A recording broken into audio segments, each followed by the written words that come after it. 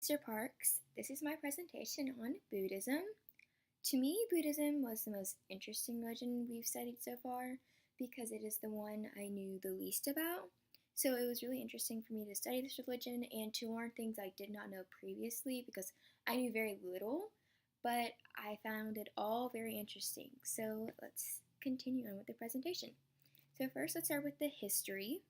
So the origin of Buddhism points to one man, Siddhartha Gautama, the historical Buddha who was born in Lumbini, which is present day Nepal.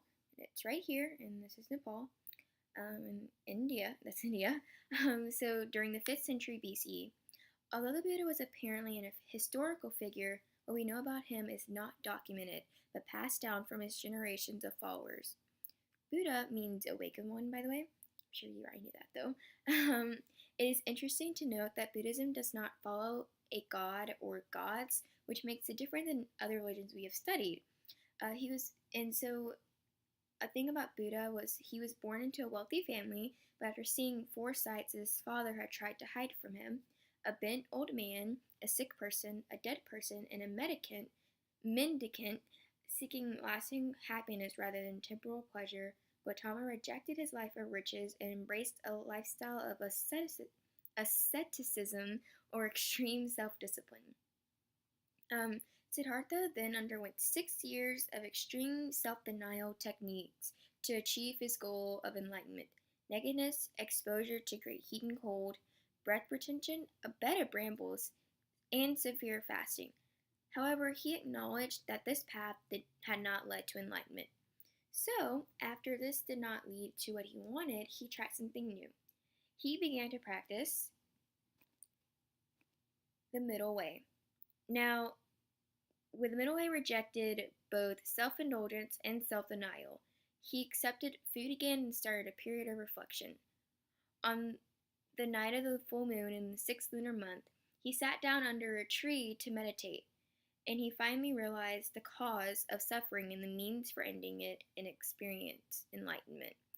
Later, he was tempted by Mara, the personification of evil, to keep what he learned to himself, but the Buddha was determined to set the wheel of the Dharma in motion, and he began to teach. The Dharma that he taught were the Four Noble Truths, the Noble Eightfold Path, the Three Marks of Existence, and other guidelines for achieving liberation from suffering, but I will talk about those more later in greater detail when I talk about the beliefs and traditions. So, the monistic order that developed from the Buddha's early disciplines, the Sangha, accepted people from all castes and levels of society, which also made Buddhism made it more interesting and more desirable. When the Buddha died at the age of 80, he designated no successor and appointed no one to lead the order, but his teachings survived and spread widely. Today, there are two main schools of Buddhism, Theravada and Mahayana, but it is understood that these two branches still teach the same teachings of the Buddha. I will talk about these schools and the Vajrayana, a branch that comes from Mahayana later on. So next we're going to talk about the foundation narratives. So there's really only one foundational narrative that I really want to talk about, and it's one of the most interesting to me, and it's really short, but this is what I want to talk about. So it is the birth story of the Buddha. So it is said that Siddhartha's mother, Maya, had a dream where a white elephant carrying a lotus flower entered his mother's womb, and therefore he is portrayed as the reincarnation of a great being who had been born many times before and took birth on earth once again out of compassion for all suffering beings. Now this is interesting because it's kind of showing how Siddhartha is the Buddha by saying that because whenever he experienced enlightenment, he was reincarnated. He saw all of his past reincarnations. So the people say that he was reincarnated again out of pity and compassion for all suffering beings so that he could teach them. So that was short, but now we're going to talk about traditions, which are slightly longer. The first tradition, so like I said before, the two main schools of Buddhism are Theravada and Mahayana, and then the section that branches off of Mahayana. So these are just like it's just like a map of the spread of Buddhism, and it's the Theravada and Mahayana. So that I just wanted to show that. So Theravada means the doctrine of the elders, and this ancient sect is the sole representative today of the Orthodox school of Buddhism. Generally, Theravada principles have a conservative spirit, but its practice has a dignified grace. The Sangha, which I talked about earlier, the monastic community, is held in high esteem as serious practitioners of Dharma. Lay devotees are expected to provide for the monks and nuns material needs, thus gaining for themselves spiritual merits. Nevertheless, Theravada has taken a more egalitarian trait today, as lay people are also becoming aware of the path and are practicing meditation with increasing fervor. The Theravada school preserves its teachings in the Pali language. The Theravada tradition tries to preserve what are thought to be the Buddha's original teachings, including a wide variety of meditation techniques. One begins to practice by increasing one's attentiveness to a specific object as a way of calming and focusing the mind, or samatha. Then they proceed to the practice of vipassana by developing insight into dukkha, anicca, and anatta. I'm sorry, I definitely butchered some of those words, but we're gonna go on. And also, earlier I said dharma, but the Pali word for dharma is dhamma, so that's right there. So I just wanted to mention that. So the next one I talk about is Mahayana, and it literally means the great vehicle. It refers to the emphasis on helping to liberate a larger number of sentient beings from samsara, the rounds of rebirth and suffering, often with the employment of skillful means. The Mahayana emerged in India 2 millennia ago as a movement which aimed to be more accommodative of new ideas and regional differences in the interpretation of Buddhist doctrines. Due to its inclusive spirit, Mahayana schools gained widespread acceptance amongst the newer converts to the religion. The Mahayana practitioner's goal is the attainment of liberation not just for oneself, but for all sentient beings. Thus, great emphasis is placed upon compassion, vows, and aspirations. The Mahayana espouses the Bodhisattva, I don't think I said that right, sorry, ideal, a great being who lives with virtue, wisdom, and compassion, and vows to be reborn many lifetimes for the sake of delivering others from suffering. On the path to Buddhahood, Bodhisattvas practice 10 perfections or paramitas: generosity, ethical conduct, patience, diligence, concentration, wisdom, and so on. The Mahayana has taken a cosmic view of Buddhahood and a conspicuous devotional path.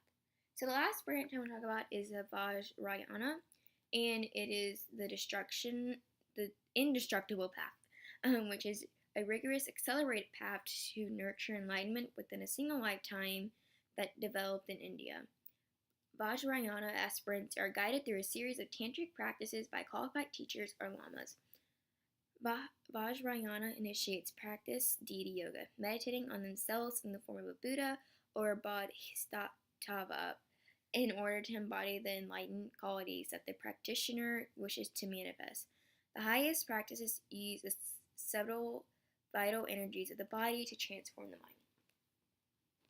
So, we're almost done, but now I want to talk about the beliefs, which is also really long because there is the Noble Truths and the Eightfold Path.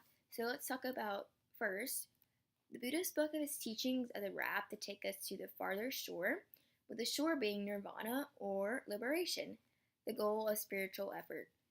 In his first sermon, the Buddha set the Four Noble Truths. 1. Life inevitably involves suffering, is imperfect and unsatisfactory. 2. Suffering originates in our desires. 3. Suffering will cease if all desires cease. And 4. There is a way to realize this state, the Noble Eightfold Path. The Buddha's first noble truth is the existence of dukkha, suffering and frustrations. In Buddhism, unhappiness is understood as the inevitable companion of happiness, and to remedy the situation, the Buddha taught awareness of dukkha, anicca, and anatta.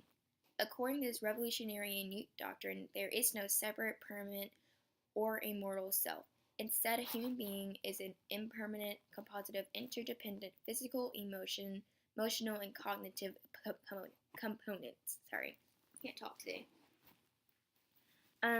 So next we're going to talk about the Noble Eightfold Path, and it offers ways to avoid non-virtuous actions and create merit for a happy life and a favorable rebirth. Perfecting this path means final escape from the cycle of death and rebirth and obtaining the peace of nirvana. The first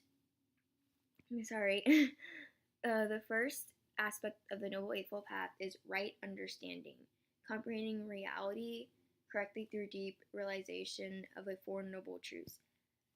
The second aspect is right thought or motives. Buddha encourages us to uncover any unwholesome emotional roots behind our thinking. The third aspect is right speech. The fourth aspect is right action, which begins with observing the 5 basic precepts for moral conduct to avoid destroying life, healing, sexual misconduct, lying, and intoxicants.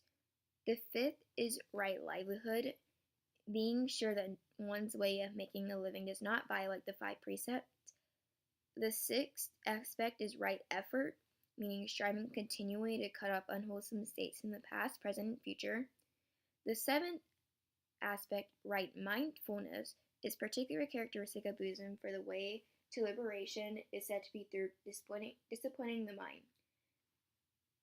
And then the eighth aspect, right meditation, applies mental discipline to quieting the mind itself. In Buddhism, one phenomenon or event acts as a cause that sets another into motion. The central cause in this process is karma. And I just like this picture, so I think it's really interesting and just like a diagram to show what karma is, where one thing leads to another. But anyway, is karma, our actions are body, speech, and mind. The impressions of our virtuous and non-virtuous actions shape our experience moment by moment. When we die, this process continues, passing on the flame to a new life and a realm of existence that reflects our past karma. This wheel of birth and death operates primarily because of the 3 root of afflictions: greed, hate, and delusion. The opposites of these afflictions, non-greed, non-hate, and non-delusion, act as causes to ultimately leave the circle of birth and death. So, lastly, for my last thing to talk about, after researching Buddhism in great detail, I decided that that's something I wasn't going to put in my presentation. I went back on this and decided to put in, because I wanted to look into more greater detail, which is women in Buddhism. So it was said after the death of his father, the Buddha's stepmother asked for permission to enter the Sangha. However, the Buddha was initially reluctant, but she and 500 women from the court shaved their heads, put on yellow robes, and walked a great distance to Vaishali, where he was making the same request, and he agreed. I found this really interesting because in Hinduism, a woman could only achieve spiritual salvation through personal devotion, especially devotion to her husband. But the Buddha made it clear that women were just as capable of achieving enlightenment. This was just something that made Buddhism even more interesting to me, although I already found it really fascinating from the beginning. This is all I have for my presentation on Buddhism. I hope you enjoyed, Mr. Parks, and thank you for watching.